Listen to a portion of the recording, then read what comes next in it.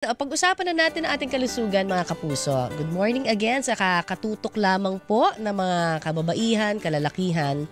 Pati na rin mga ate natin, hindi ba? Yung mga sabihin na natin nasa reproductive age. Ito pong ating topic ay tungkol sa PCOS o Polycystic Ovary Syndrome. Ano nga ba ito? Paggabay na tayo ha, at saka sino ba yung mga medyo vulnerable na magkaroon po na ito, no? So alamin natin yan sa ating Pinoy MD na isa pong obstetrician gynecologist. Natapos niya ang Bachelor of Science in Medical Technology, cum laude po ha, mula sa Veles College, Cebu City. At ang kanyang pagiging doktor ay natapos naman niya na cum laude rin naman sa Southwestern University, FINMA, Cebu City. Maliban sa pagiging doktor, si Dr. Cheryl Armero ay Assistant Dean ng School of Medicine sa Southwestern University, FINMA, Cebu City. Eto na nga, 'di ba? Nakatapos din po siya ng Masters in Academic Medicine mula sa University of Southwestern California, US of A. Kaya i-welcome back na natin, no? Hindi ito yung first time na nakausap natin si Doc eh. At good morning sa ating Pinoy MD sa Double B na si Dr. Cheryl Halad Armero. Ayan, good morning! The doctor is in. Hello. Good morning, Connie. It's nice to be back. Yes. Maayong buntag sa taga Cebu. Ayan, oo nga naman talaga. Thank you very much again doktora, para sa pagbibigay niyo ulit ng oras dito sa Pinoy MD. Para magabayan naman kami, di ba?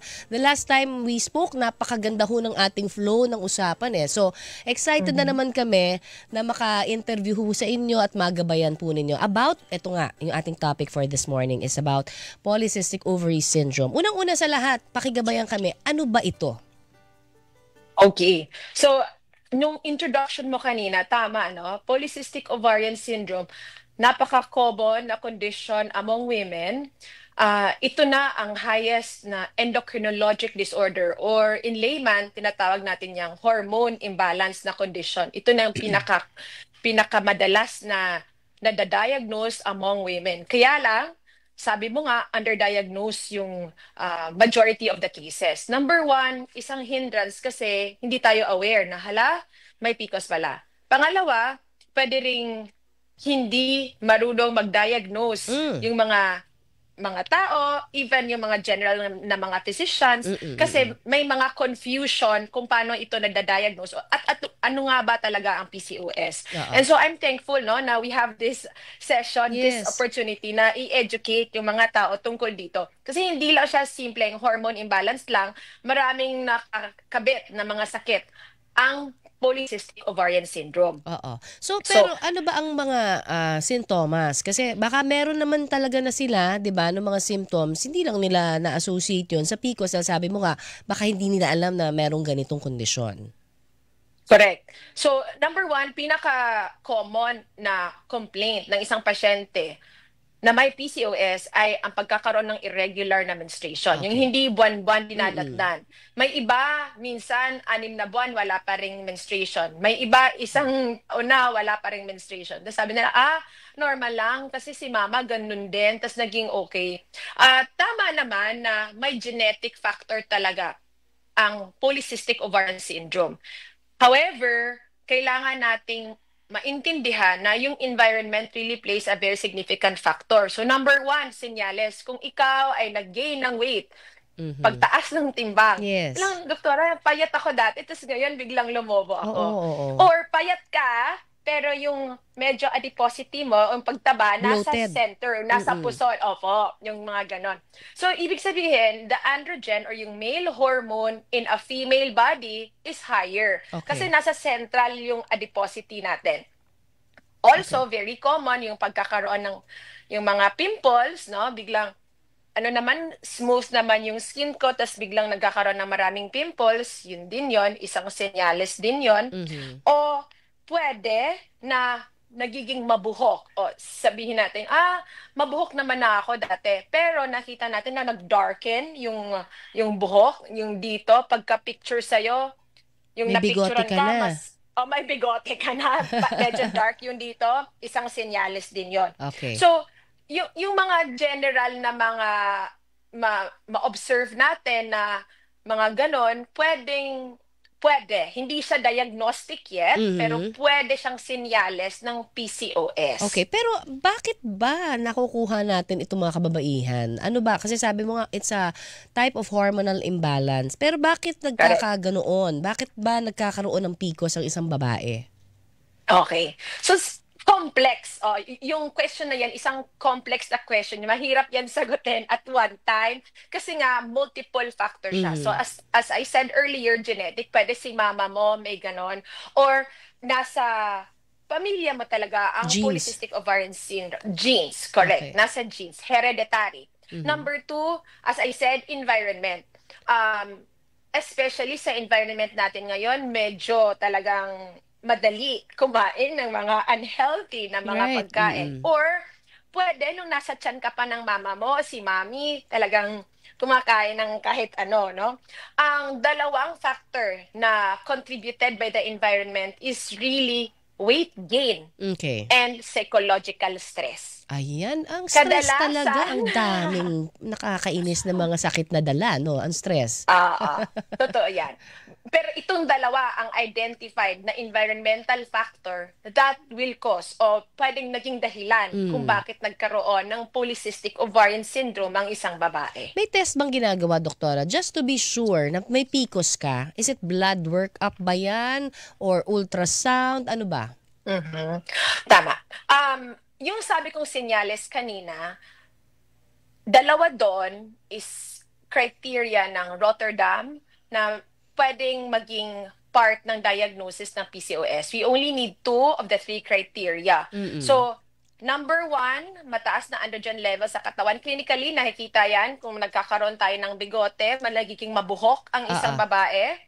Number 2, kung nagkakaroon ng irregularity in menstruation, kung meron na tayo ng dalawang ito, okay, may dalawa na, pwede nang i-diagnose ang polycystic ovarian syndrome. So, pero kung irregularity lang ang meron, magpapa-ultrasound. Diyan papasok yung ultrasound. Okay. Ito yung isang update na kailangan nating maintindihan because may iba, dumidiretso. Kunwari, narinig nila tayo, no? Pinag-uusapan natin PCOS. Magpa-ultrasound na ako bukas. Hindi po. Pag wala tayong nararamdaman na irregularity in menstruation, wala namang signs of increase in male hormone in the body like pimples, hirsutism, o paglagas ng buhok, wala namang ganon, hindi kailangan magpa-ultrasound. Last na po ang ultrasound sa diagnosis ng polycystic ovarian syndrome. So, doktora, pag nagpa-ultrasound, anong makikita sa ating ovaryo? May mga cysts ba? Ano ba ang nakikita?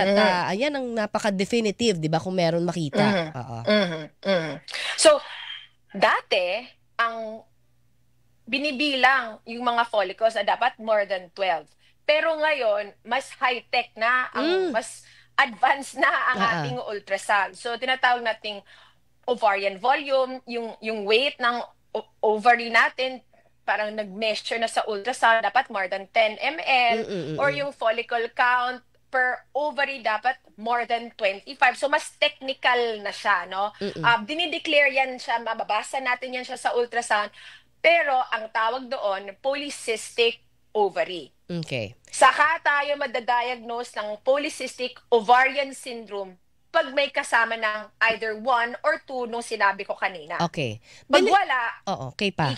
Polycystic ovarian, polycystic ovary lang, pero high risk ka for PCOS. Ayun. So, ano ba ang meron ba kaming kailangan ikatakot pag meron tayong PCOS? Ano ba ang danger into, like, say, having PCOS? Okay. May iba na kahit pimples lang, takot na sila. Yung maaate. Siyempre, ang no? pimples, delikado kasi magkakaroon ka ng pimples. Ayokong ganyan. May iba naman na takot sila kasi baka hindi sila magkaanak. So number 1 talaga is infertility. Ayun, okay. Maraming cases na nahihirapan or hindi nabubuntis ang isang babae na ready na sana siya magbuntis pero nahihirapan siya. So, infertility.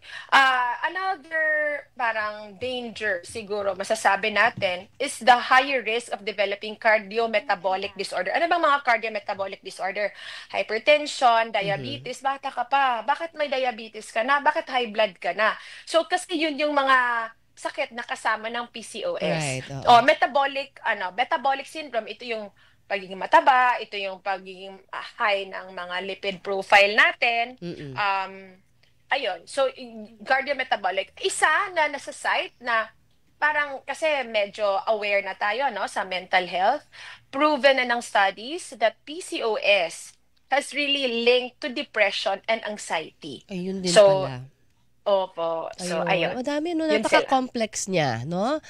Paano maiiwasan kung talagang pupwede pang maiwasan? Lalo na kung genetically predisposed ka.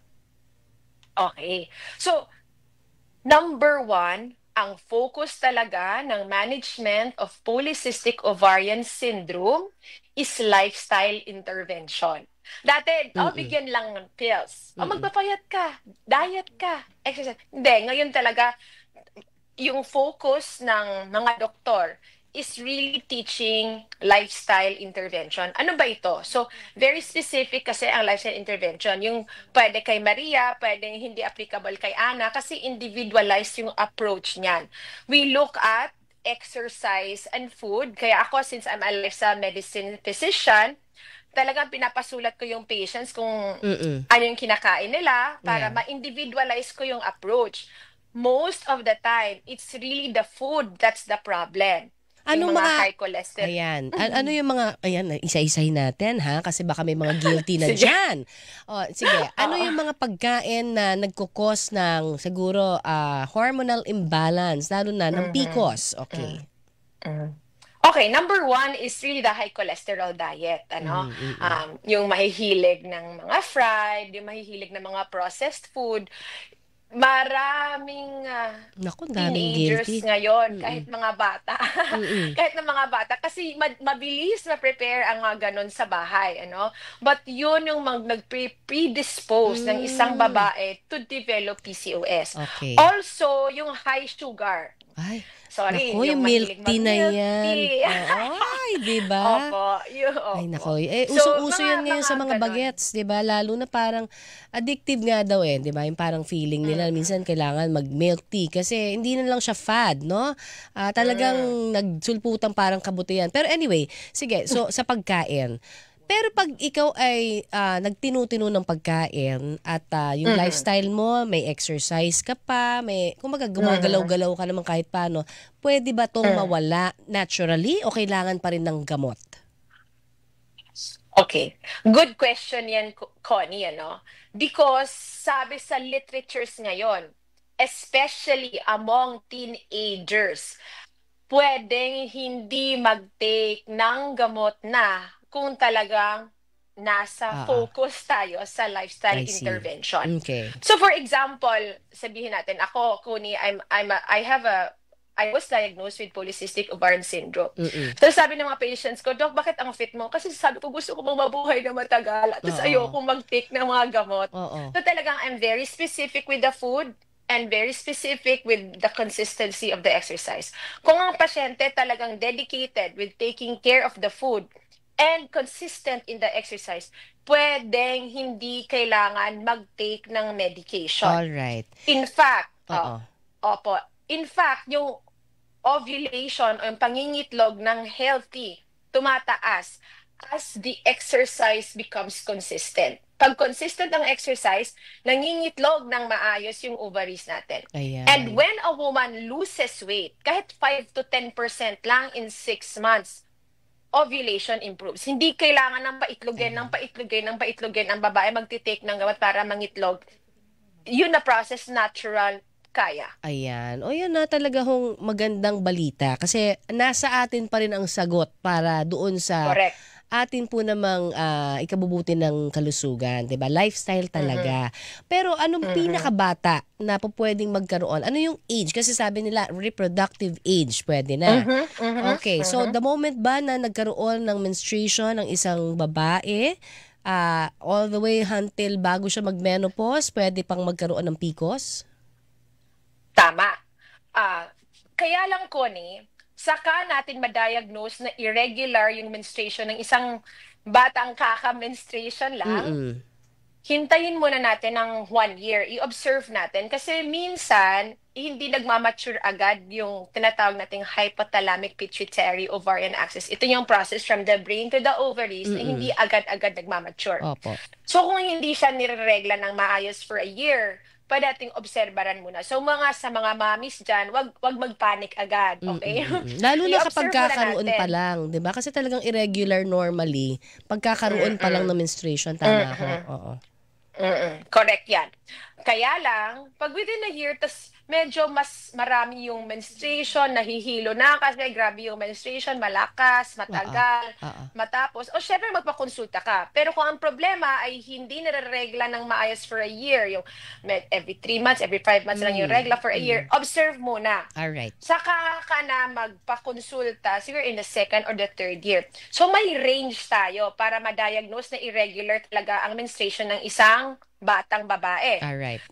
Ako, general rule yan na pag 3 months hindi dinadatdan, Pa-check. kahit pa-check na. Alright. Basta within the 8 years from the start of menstruation. Ayan. Ang dami namin natutunan. Unang bahagi pa lang ito, ha? Pero magbabalik pa tayo sa inyong mga katanungan. I-announce ko na po ang ating DZWB Text Connect. Bukas na, parang tindahan lang.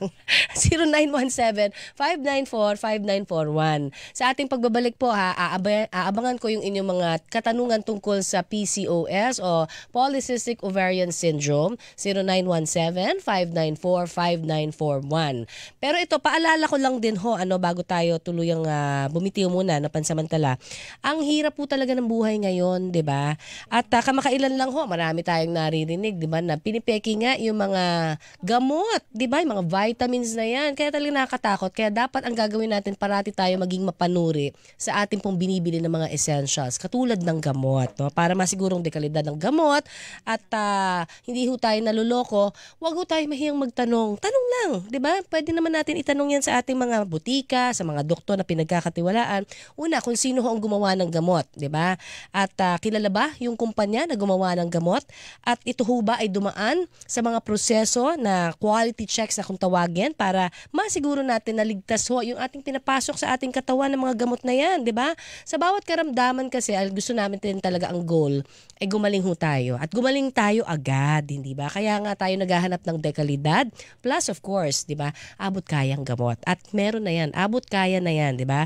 Huwag ho tayo mahihiyang magtanong lang sa ating mga doktor at butika para malaman natin kung saan tayo makakabili ng abot kaya na gamot na at mabisa pa na gamot de kalidad. Hanapin po ang check, syempre, ng Right Med. Dahil yan ang dekalidad at abot kayang gamot. And of course, if symptoms persist, consult your doctor. Ang ating pong oras ay 8:29 na ng umaga. Babalik po agad ang Pinoy MD sa Double B para sa inyong mga katanungan, sabi na ho natin yan kay doktora, maikonsulta na natin ng libre, di ba? Diyan lang ho kayo. Pinoy MD sa Super Radio DZBB. Kasama si Miss Connie Sison. Pinoy MD sa Super Radio DZBB. Kasama si Miss Connie Sison. Yes, magkasama talaga tayo ngayong Sabado ng umaga, 'di ba? Namiss ko kayo. At syempre maganda yung ating topic dahil marami tayong natututunan. Ito ho ay tungkol sa Polycystic Ovarian Syndrome o Ovary Syndrome. No? Ito po yung kondisyon ng ating mga ovaryo para sa Women's Month. Ito, hello sa mga kababaihan natin dyan. Pumasok na ho ang ating mga katanungang sangkaterba para ho sa ating Pinoy MD this morning. Walang iba kundi si Maria Cheryl Halad Armero, ang ating obstetrics gynecologist. Ayan. Alright. Andiyan na ba? Si Doktora again. Doktora, good morning. Hello, good Yes. morning again. Ayan, oo. Doktora, ito na yung mga tanong natin at magaganda yung mga tanong mula kay Mel ng Bacoor, Cavite. Sabi niya, good morning Pinoy MD, Doktora. Ask ko lang, if possible bang mauwi sa ovarian cancer ang PCOS? Correct. Very common na endometrial cancer yung alam nating cancer na linked sa polycystic ovarian syndrome. Pero ngayon may studies na nagpo-prove na yes, other than endometrial cancer, kasama na po ang ovarian cancer. Oh, okay. So pati yan kasama. Pagka may sinabi bang endometriosis, mas malalang klase ba yun ng PCOS? Hindi. Ang endometriosis is another gynecologic condition. Magkaiba kasi si polycystic ovarian syndrome is hormonal ang cause. Okay. Ang endometriosis structure siya. Yung ovary natin, na may lumalaki siya because of endometriotic implant. So structural yung endometriosis na problema, while PCOS is hormones. Okay. So pwede ka magkaroon simultaneously, pareho. Correct. Ay, Yes. grabe pala, ano. O sige. Swerte mo naman, talagang dalawa. Nakuha ko na ata lahat, no? Dati pa. Samantala, ito naman mula kay T.S. Lacson. Good morning, Doktora and Ma'am Connie. Pwede po bang matanong kung yung implant po na nilalagay sa arm safe po ba, baka pwede magkaroon ng PCOS kung may contraceptive implants? Ano ba yung ibig sabihin niya? Ang implant ay progesterone containing. So kung may PCOS ka at may progesterone ng supply yung katawan mo because of the implant, it can be helpful kasi ang PCOS, kaya kumakapal yung lining ng matres kasi yung estrogen or yung isa pang another female hormone is unopposed o wala siyang kasamang partner na progesterone. So any progesterone source can be helpful for you among PCOS patients. Pero kung ang tanong ay magkakaroon ba ng PCOS dahil may implant, hindi. Ang sagot dyan, hindi. Alright. Ito naman, magandang tanong din. Wala naman sa ating kapuso. Teka ha, nawala ang kanyang pangalan. Si Miss Pexon ng Olongapo City. Sabi ko sa inyo, Doktora, talagang nationwide tayo. Good morning, Connie. Doktora Cheryl. 16 years old daw yung bunso niya, Doktora. May dysmenorrhea every time na may menstruation siya. Sign na ho ba ito na possible na may PCOS din siya? At ano ang dapat gawin pag nagkakaroon ng dysmenorrhea dahil affected po ang pag-aaral niya, no? Gusto ng OB-GYN na ipa-ultrasound siya. Okay. So 16 years old, may dysmenorrhea. Again, pwedeng may PCOS pero hindi po ang PCOS ang dahilan ng dysmenorrhea. So hindi PCOS ang cause ng dysmenorrhea niya. Sa natanong mo kanina, pwede kasing endometriotic implant or endometriosis ang cause kadalasan ng dysmenorrhea or may tinatawag din tayong primary dysmenorrhea. Ito yung dysmenorrhea na walang nakikitang dahilan. Kaya I agree, if talagang nadi-disturb yung activities of daily living niya because of the dysmenorrhea, I think you should push with doing the ultrasound para makita natin kung structural ba ang cause, kung may mga ovarian cyst ba dyan na naging dahilan kung bakit siya nagkakaroon ng dysmenorrhea, o pag wala naman, then we can focus on, again, lifestyle intervention. Sa dysmenorrhea kasi ang first line is really exercise. So, kung nasa bahay lang siya, nagsi-cellphone o sabihan nyo na lang, o mag-TikTok ka. Ay, magsayaw-sayaw, no? Ayan, Mami Pexon ng Olongapo City, pa-exercise. Yan ang una, no? At saka eat healthy siguro, mas maganda rin. Samahan na natin. Ito naman, itago na lang natin yung ating pong susunod na katanungan, si Miss Jang. Okay. J-ang, okay? Eto, hindi buang ha. Katabi ko dito. Hindi, tinatanong niya kasi naka-injectable daw siya, no? Yung para sa, parang hindi siya mabuntis, no? Ang tanong niya, pwede ba daw niyang ihinto na yun kasi gusto niya na magkaroon ng menstruation dahil she feels bloated at baka ito bang prolonged na pagkakaroon ho ng injectable, pwede rin malink ito eventually sa PCOS pagka hindi ho na-manage natin yung pag-inom natin siguro ng pills o kaya yung injectable na prolong? Okay. So, sagutin ko muna kung if she can stop, no? Para magkaroon siya ng menstruation. Yes. You can stop if you want. Ang dahilan kasi kung bakit feeling bloated ka, it's because of the hormones na galing sa injection. Yung progesterone component niya, nakakataba, nakaka-bloated, nakaka-crave ng pagkain. So if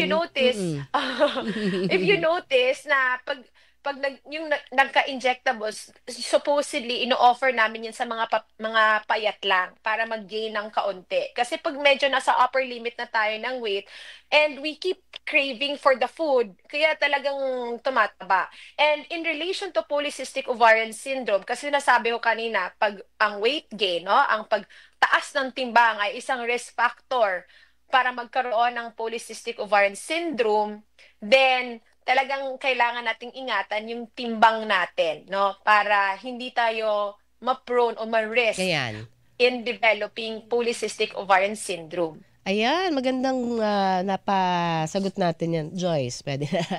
Samantala, ito naman, good morning Doc and Pinoy MD. Siya daw si Sarah no, from Laguna naman. Ask lang daw niya, ano daw ang pwedeng i-take na supplement dahil na-diagnose siya with PCOS, kung meron mang supplement na po pwede. Okay.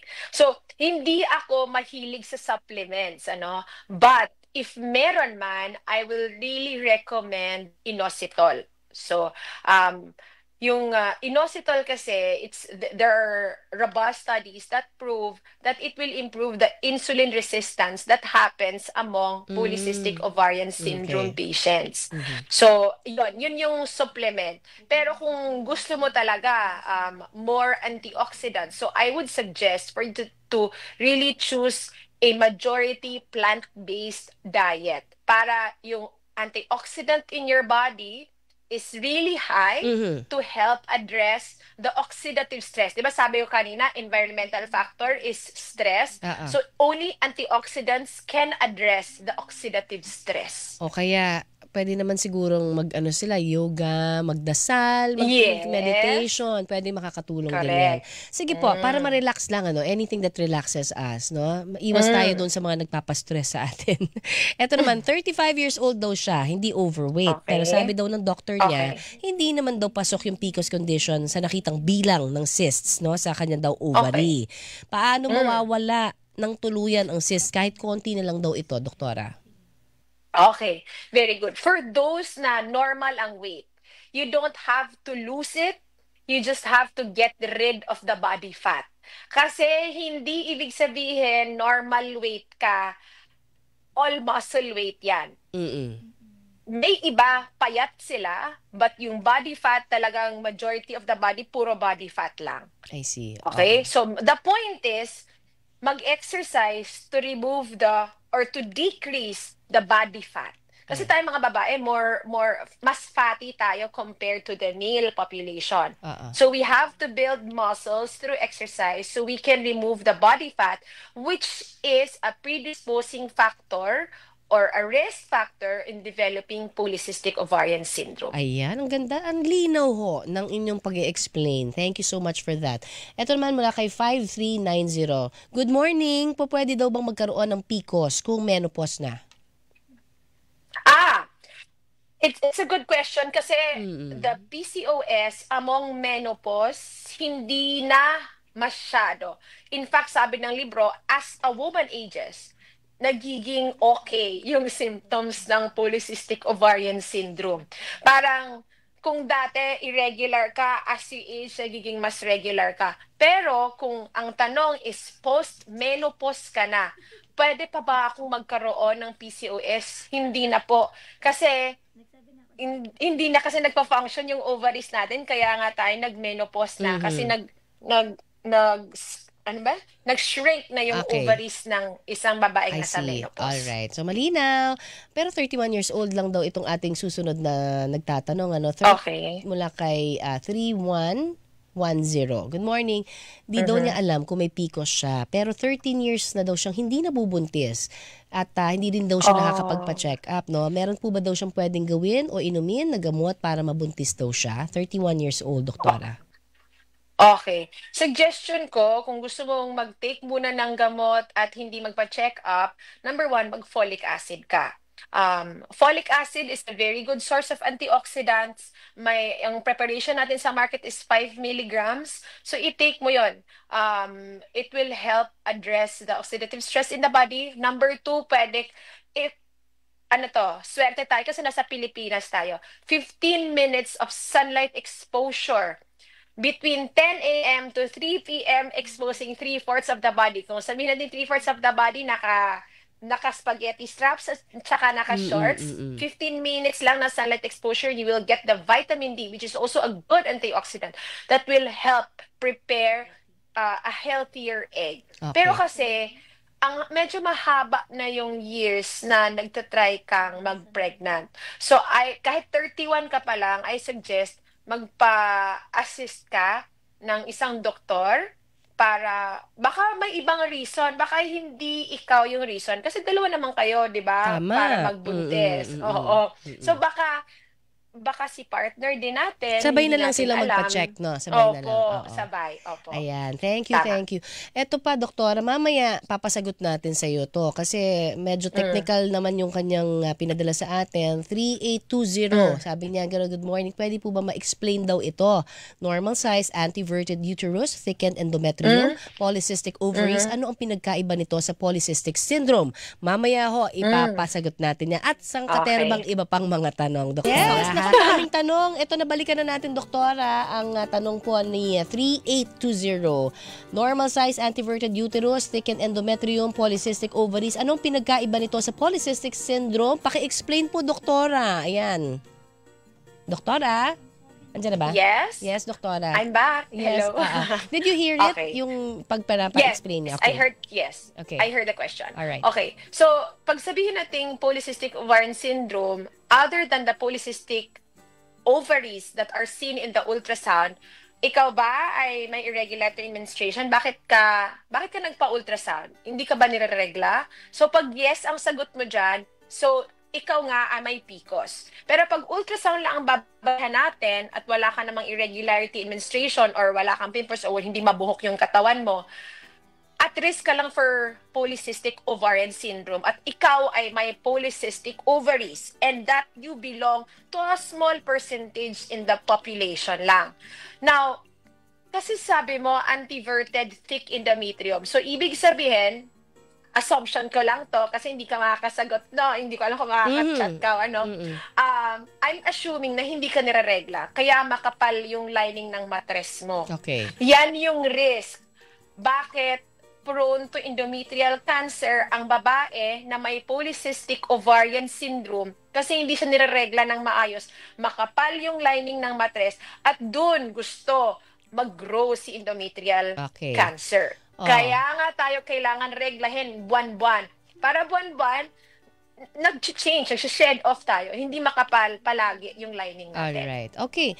Ito naman, si 8174, doktora, alam mo bang nakabase daw siya sa Mindoro? Pero tinatanong niya kung pwede kang liparin dyan sa Cebu eh. Ang linaw niyo daw kasi mag-explain. Pero seriously, no, para dun sa mga nagtatanong, at kayo ho ay nasa ibang probinsya because si doktora is based in Cebu City. Swerte yung mga taga Cebu, nandiyan si doktora. Pero kung sakasakali na nasa ibang lugar ho kayo at malayo, hanap din kayo ng ibang OB-GYN. No? Meron ho kayong website naman, 'di ba, sa obstetrical gynecologist, no, sa inyo pong organization. Ayan, hanap na lang kayo. Ayan, ha? Marami hong magagaling na mga ibang doktor din.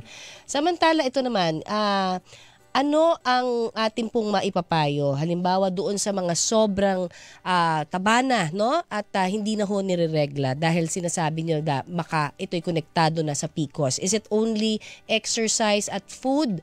Ano pa ho bang iba pa? Baka may mga gamot daw na makakatulong din sa kanila. Okay. So number 1 is the use of hormone treatment. So yung pag-inom ng pills natin. Kaya lang kasi maraming pasyente na pag sinabing pills, takot sila kasi baka daw hindi na magbuntis. Kaya nga po natin kailangan mag-take ng gamot para po ma-address yung hormone imbalance. And kaya may kasamang exercise and food modification para hindi pang habang buhay natin tinitake yung gamot. Yung gamot will help in addressing the immediate condition. Kunwari, let's just say, yung problem mo is acne. Yung pills talaga makakatulong sa pimples natin. Yung makakapal na hair, yung pills din makakatulong para mag-thin out siya. Hindi nga immediately, it will take time, but it will be able to help address it. Okay. No? Kung gusto nating magbuntis, marami din tayong ovulation induction na mga gamot na can help us. At yung exercise and food ay kasama din doon. Alright. Pero hindi lang yon. We have several that can help us. Okay, doktora, meron tayong mga baka gabay, no? Mga latest, siguro research studies tungkol sa PCOS. Ito po ang ating segment na... Dok, anong bago? Dok, anong bago sa larangan po ng PCOS? Okay. So, itong bago, is really to specify the importance of lifestyle intervention. Ayan. Kasi dati ko, sinasabi lang natin, oh, lose weight ka na, lose weight. Maraming diet regimen dyan na nakakapag-lose weight. May maraming ang slimming pills, na pwedeng i-take para mag-lose ng weight. Ini-emphasize lang ng bagong update na walang specific na keto ba or low carb ba na diet as long as there is decrease in the caloric intake and more energy consumption. Okay. Anong ibig sabihin nun? If that ang general recommendation ng public is just 150 minutes of moderate intensity exercise in a week. But among PCOS patients, higher yung threshold natin. 250 minutes of exercise, vigorous intensity Naku pa yan. po, opo. So parang we have to really increase the intensity of the activity. Hindi pwede yung palakad-lakad lang tayo, window shopping sa mall. Ayan, exercise na yan. Hindi po. Pag may PCOS kasi, we have to be specific and i-target natin. Paano ba magiging 250 minutes? Pwede 1 hour every day. So, ilan yan? That's 6 times 5. So, that's already 300 minutes. So, mga ganyan. Basta pag may PCOS, mas intense dapat yung iyong exercise. Mas intense. Alright. Doktora, Correct. ito naman, 17 years old daw, sa Tagum City naman ito nakatira. PCOS po ba ito? 1 to 2 weeks daw bago matapos ang kanyang regla. Tapos, nagkakaroon ulit siya after 3 days, no? At may spotting siya. 17 years old, pagabayan lang ho natin. Okay. Posible. No? Posible na may PCOS ka. Bakit tingnan kung mabuhok ba siya? May maraming pimples ba? Kasi 17 eh. Baka iniisip niya normal lang na maraming pimples kasi dalaga na. Hindi po normal na marami ang pimples kahit dalaga na. So pag may ganon, ang sagot sa tanong, opo, pwedeng PCOS yan. Hindi kailangang i-ultrasound siya agad-agad para ma-diagnose ang PCOS pag may mga ganong criteria. Pero kasi, kailangan magpakonsulta kasi baka maging anemic siya sa masyadong madaming dugo na nawawala sa katawan. Kasi imagine 2 weeks tapos after nag-spotting ulit. So, kung pwede, mag-iron na while hinihintay yung appointment ng doktor para hindi siya maging anemic. Thank you for that, Doktora. Ito naman, pinagsama-sama na lang namin yung tanong dahil we're losing time na now, running out of time. Dok, totoo ba? Ito na. Dok, totoo ba? Ito, sabi ng auntie daw niya, ang paggamit ng mga scented sanitary napkins at panty liner sa isang dahilan ng pagkakaroon ng PCOS. Dok, totoo ba? Hindi po. Hindi. Okay. Wala pong kinalaman ang scent. Wala pong ganon. Ito. Dok, totoo ba, pagka nakapagpapayat na ang isang overweight na babaeng may PCOS, mawawala rin automatically ang polycystic ovary syndrome niya? Dok, totoo ba? Yes, may chance. Alright. Pero pwede rin siyang bumalik kung hindi ma-maintain. Ayan. Dok, ito na. Siguro para doon sa mga nagtatanong sa atin, saan kanila po pwedeng mapuntahan para makapagpakonsulta po? Lalo na yung mga taga Cebu dyan. Maayong buntag. Okay. Maayong buntag. So, andito ako. I'm here at Cupsi Clinic. Ito yung nasa malapit lang sa Fuente Circle. Every day ako, morning, 9 to 12 noon. And every Tuesday, Thursday, and Saturday, nasa Southwestern University Medical Center ako at 12 to 3 p.m. May online consultation din akong available. So yung nagtanong na taga Mindoro at talagang gusto niyo makausap ako, pwede naman po tayong virtual. May virtual naman po. You can reach me through my Facebook page, Dr. She Armero, OBGYN Lifestyle Clinic, or DR She Armero. Ayan. So, yun. Mahanap niyo ako mabilis lang nasa Facebook. Ayan. Kung sakali hindi nyo nakuha, no, yung kanyang Facebook account at iba pa hong mga detalye, pwede nyong i-review yung ating pong Facebook Live dito sa DZBB, ha? Para makuha niyo po. At syempre, panghuling mensahe na lang, Doktora, para ho doon sa ating mga kababaihan, this Women's Month, para sa ating lahat na nangangalaga sa kalusugan. Yes. Kayang-kaya nating labanan ang polycystic ovarians. Have to choose us na talagang we have to be intentional with choosing what's healthy and making time to seek a doctor's help kung kinakailangan. Ayan. Thank you so very much as always. Ang dami na naman naming natutunan and sa susunod po muli, Doktora, hahanapin ka ng mga ating viewers and listeners. Thank you so very much again, Doktora. Yan po naman. Hilingan, walang pinoprotektahan.